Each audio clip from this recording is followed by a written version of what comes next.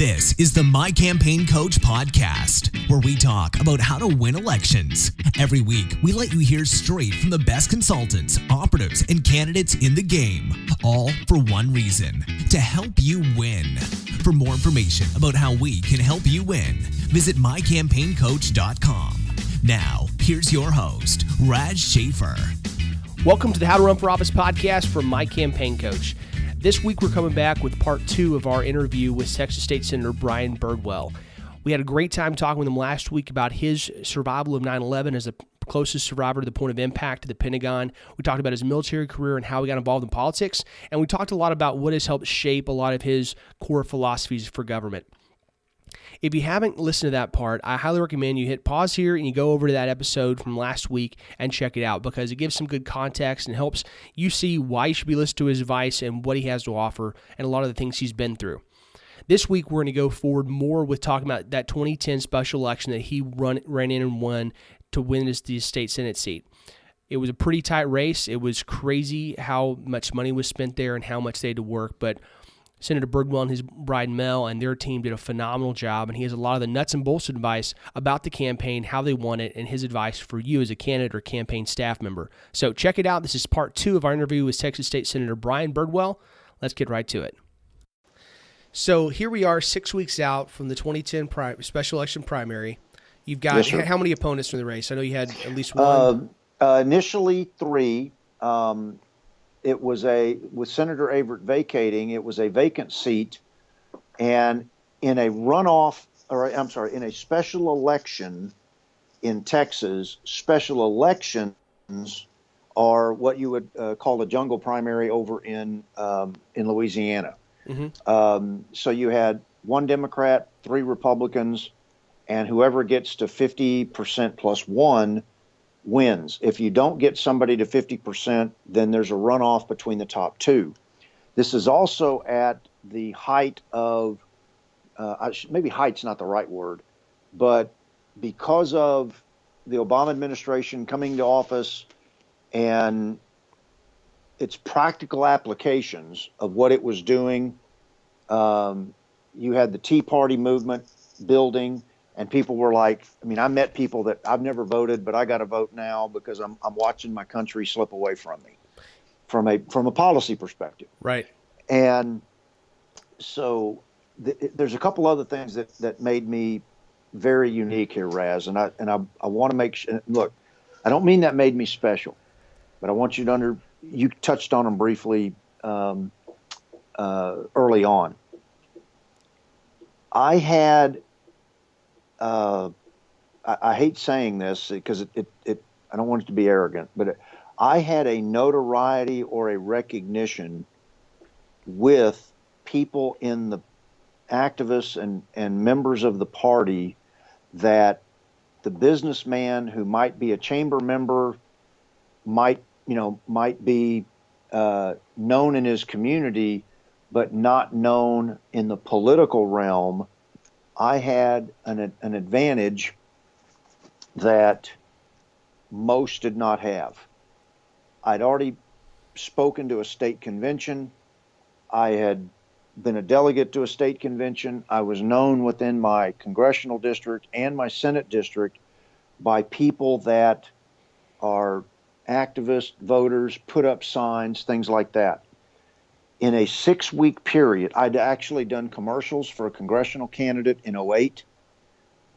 So while I didn't do those things for the purpose of, hey, I know Senator Averitt's going to resign in 2 years, but those were things that allowed me to be an Indian on the battlefield doing my part to help my worldview and policy preferences as reflected by my party win.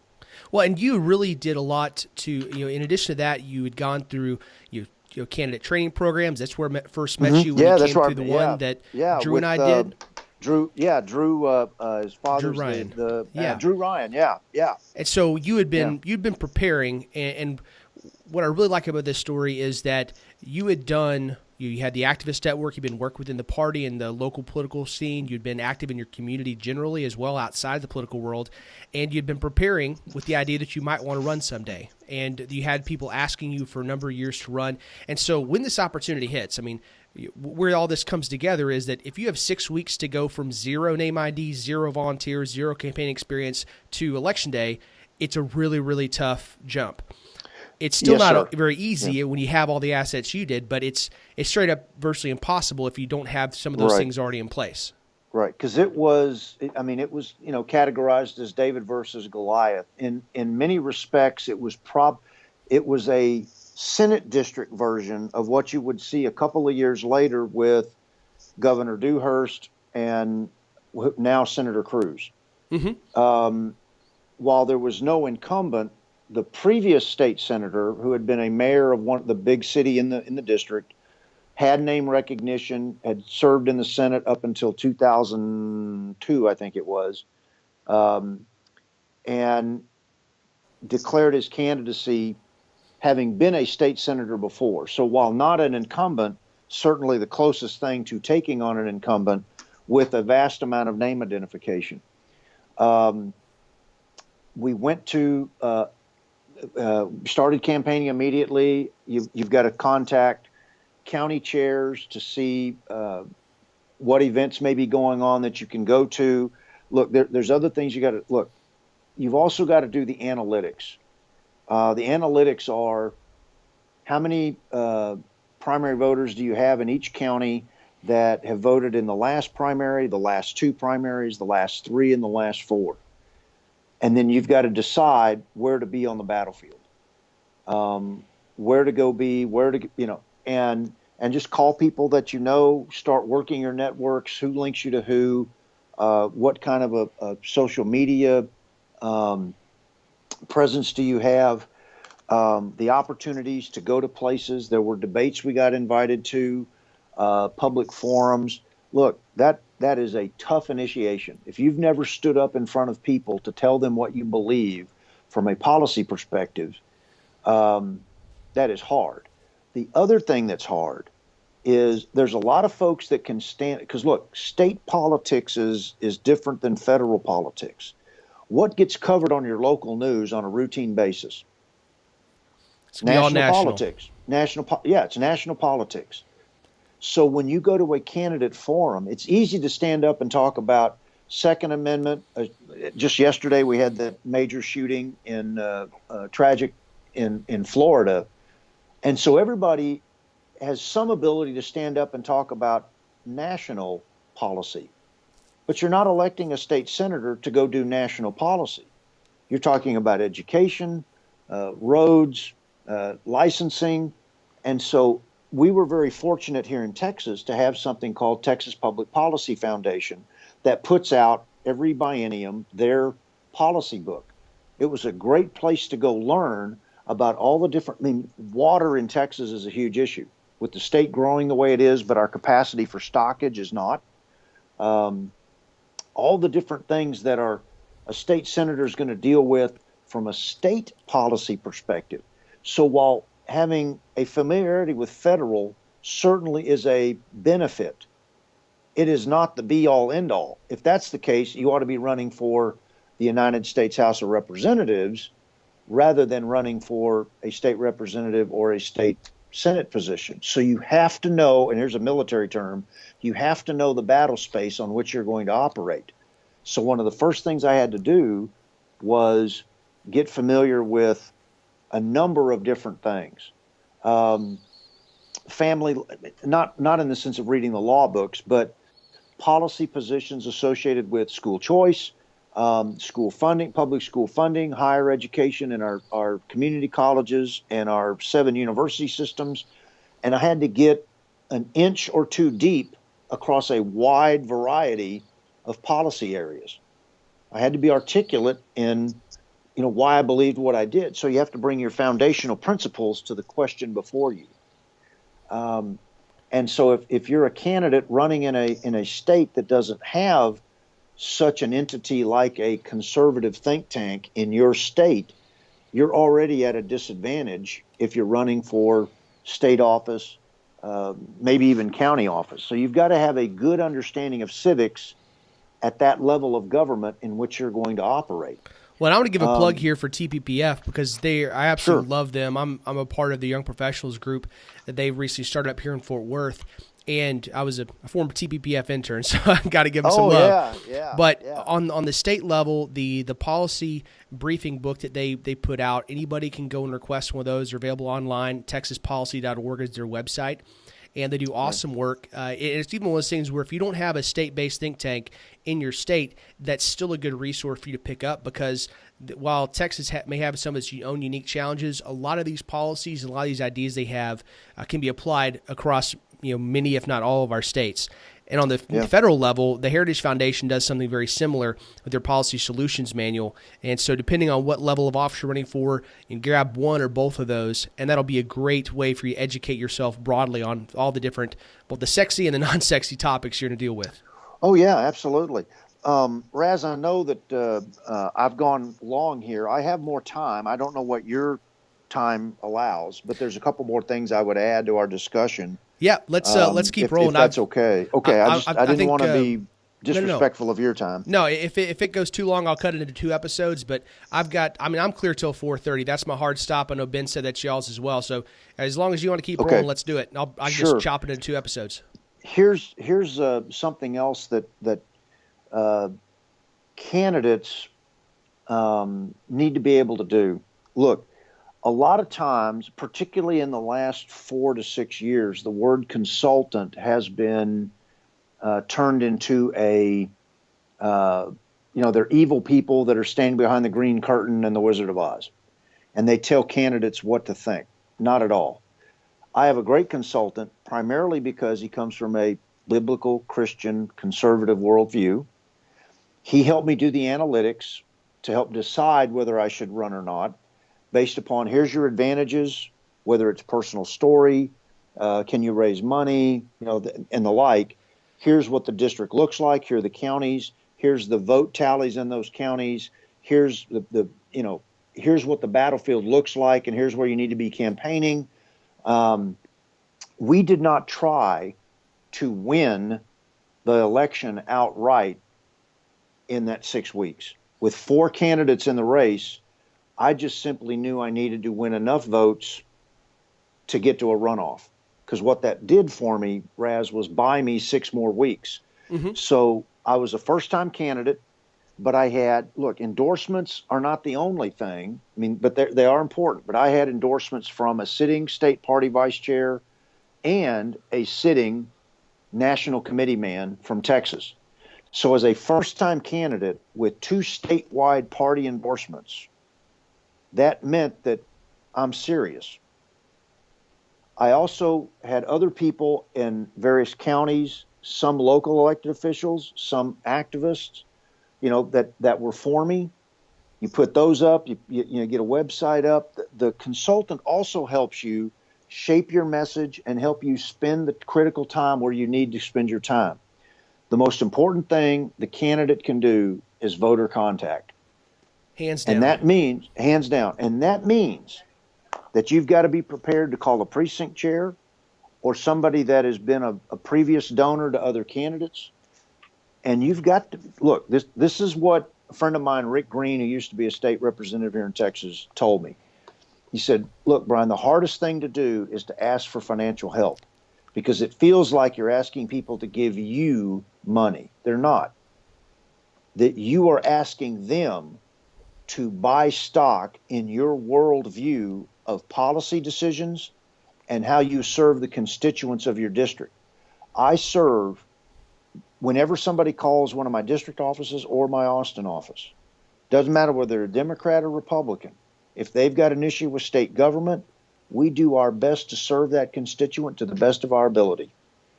And so that's what you're asking people to buy into your vision. And you've got to be able to take no for an answer. But more importantly, not let that discourage you. Because, look, in 10 calls, you might get 3 people that'll say yes and 7 that'll say no. But you've got to have the courage to make that call. It was hard for me because in the military, you don't toot your own horn. And I've never been a salesman, but you're selling your worldview to people. And there are people out there that'll be rude to you, and then there'll be people out there that will respect you because they know that you are respecting them by coming to them and asking for their support. Well, and the fact is that whether you're in the Army, I mean, if you can't survive in the Army without beans and bullets. On a campaign trail, you can't make a campaign and win without at least some amount of money. So you got to get it from somewhere. Right, absolutely. And it's money, because look, sending out a mailer to people that have voted in 2 of the last party primaries in an 800,000 person district, you probably have about 100,000 eligible voters. And out of that, you're trying to reach 60,000, maybe 70,000 that are, quote, your party. I mean, that's where the consultant helps you not just shape your message, but we also did media training. I went to Mary up in Dallas, who's a media training specialist, and they'll put you through hostile interviews from the media to train you to be prepared, how to get your message out, how to articulate it, do it simply, and make sure it's your message, not the media distorting it for you. And there's an entire under battle that voters generally don't see that's played out in the media. Because, look, we're dealing with that right now here in Texas, where people that are there is favorable media coverage occurring to a preferred type of party elected official as opposed to another type of party elected official. And so there's an entire battle happening among the different media sources because, look, don't let anybody kid you, they play favorites. Absolutely. And so the voter doesn't necessarily see all that, but we got when we got to the election night of the main election day of the date that the governor called, I had 37% of the vote. I won 3 counties. I had 37% of the vote. The previous incumbent that got 45% of the vote. And what that did for me, Raz, is while I campaigned every place I could, what it did for me is it told everybody out there that myself and the other candidates, other than the previous a prior state senator with name recognition, it told all those voters out there that voted in that election that didn't know me, that said, well, because look, people are just going to vote for the devil they know versus the devil they don't. But it told them that, hey, this guy won 3 counties. One of them was the second most populated of the district. His home county was the 5th most populated of the district. And I won one of the others that abutted them. So I won the northeast or northwest portion of the district. But I won enough votes that it told people in those other counties I was a legitimate candidate. Now that we're going to a runoff, I need to spend some time because other people voted for this guy. There must be something to him. I mean, so I won my battle in echelon. I won the seat to be the state senator, not all in one big election, but I won it in echelon.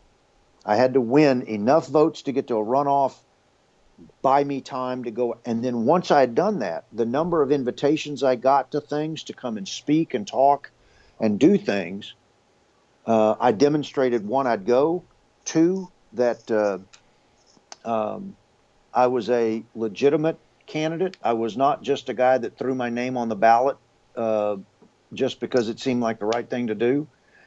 And then when the runoff came, out of the 10 counties, I won 8 of the 10 counties in the runoff. And I won 57-43.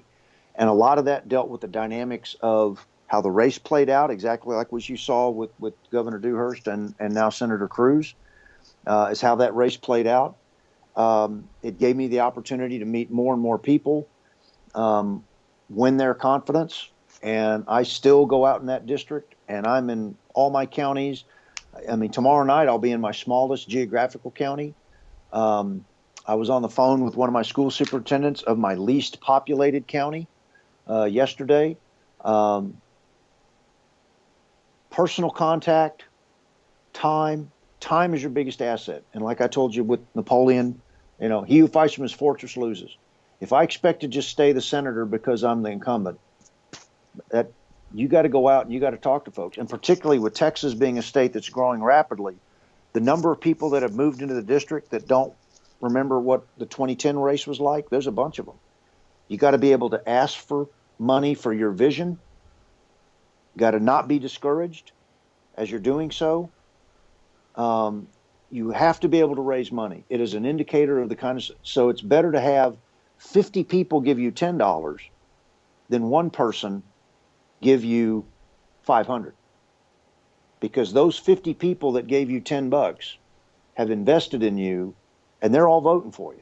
Look, big donors are nice because it lets you, do mailers or radio, but that team that we had, I had an ethics attorney, I had a general counsel, ethics attorney to make sure I wasn't violating any campaign laws, a consultant to help with some of the battles that we were dealing with. I had a campaign manager that knew the district, or at least a portion of the district, and was known well in that portion of the district, so that he already had contacts and the like that could introduce me to people in those counties. Knew some of the unique nature of these things. You had a candidate that could articulate philosophy of governance, speak in front of people, because I'd stood in front of soldiers, battalion-sized formations of soldiers of 600 people. So all those dynamics together, and most of all, with the Lord and my wife, not vetoing it, helped me do what I'm doing now. And it's just been a real blessing. And I hope all of our discussion here, Raz, I don't know what else you want to ask, but those are, I think, some of the key aspects. I think you hit on some great stuff there, especially in regards to the runoff election. Oftentimes, in my case, if I had a choice between picking the first place or second place in runoff, I'm going to go second place every time. Because exactly as you and Senator Cruz found out, when you come in there, that second spot in a primary election leading into a runoff, it secures your position. It means you're still in the fight. It gives a really huge vote of confidence and really shows that you're a legitimate force. And also what you tend to have is when you're going to that runoff, everybody knows you're behind, so your activists stay very heavily engaged. The people that are with you, they know that if they actually want to see you win, they've got to stay in the fight. Whereas the top spot getter, they normally have a drop-off in their support, which puts them at a disadvantage that you might not see if you weren't familiar with it. And so coming into that, you were able to keep growing your momentum, on through Election Day, on through the runoff. Yeah. Look, Governor Dewhurst is a fine man, a very fine lieutenant governor. But he made that mistake of, quote, fighting from his fortress. And while Senator Cruz was out in little towns called Acton, Texas, he was meeting people, earning people's vote. And that gets back to Napoleon's, he who fights from his fortress loses. And it is hard to sell yourself. Look, the kind of scrutiny and abuse that you set yourself up for as a candidate for office is enormous. It is it is not pleasant. And with what you're seeing at the national level, it just discourages people, not just from running for office and putting themselves out there as a candidate. It discourages them from even participating. So now that we've given them a real pep talk about all the things, the things that happened to them, why they shouldn't run or why they should be scared of it, why is it so important that we actually have men and women of principle who are going to step up, be willing to take those arrows, and try to fight to make our country a better place? There are men and women from 240 plus years ago that are interred in their graves from the Revolutionary War to give us the freedoms that we have today. Raz, I will tell you, when I have cast ballots from South Korea, El Salvador, Washington State, and again in Texas, because that's my home of record, or wherever I was, you always wondered if your vote counted. And if you recall what just happened in Virginia with the one state representative office that had to be determined by a coin toss. Mm-hmm. And then that one state representative will determine which party has the majority. Look, here's my, I don't want to say my disagreement with independence, but it's the question I ask people that are, I can't stand politics, I'm an independent. Okay, I got that. You're independent of party. But are you independent of the principles under which you wish to be governed? And the answer is no. You have to decide what are the principles under which you will be governed. Tax policy, religious liberty policy, Second Amendment, or in the state of Texas, Article 1, Section 23, freedoms to keep and bear arms, all the things that come with knowing your federal constitution and your state constitution and those liberties. Because remember, it all gets back to scripturally how we've organized our nation. Isaiah 33:32 says, the Lord is our lawgiver, the Lord is our king, the Lord is our judge. Jesus Christ is the only man to have ever walked this earth that could be trusted with all three branches of government without them being separated. When we look at Exodus 18:21, it's the verse that I had the Bible open to when I took my oath of office from Governor Perry after the special election. It's the one that says, choose ye righteous men, such that fear God, that hate dishonest gain, to be leaders of thousands, hundreds, fifties, and tens. It's the nature of the type of people to be leaders. Dishonest gain, fear God, and the moral judgment that comes from his word. And then I know that someday when I stand before him in eternity, I'm not just judged as Brian Birdwell, an individual. I'm judged as Brian Birdwell, what were the things that I voted for or against in relationship to his word and how he tells us we should govern ourselves and how we should live as an ordered liberty society. It also, in that scripture, when it says thousands, hundreds, fifties, and tens, federal, state, county, city, school board, many of the most, I mean, look, I'm an anomaly in this sense, Raz.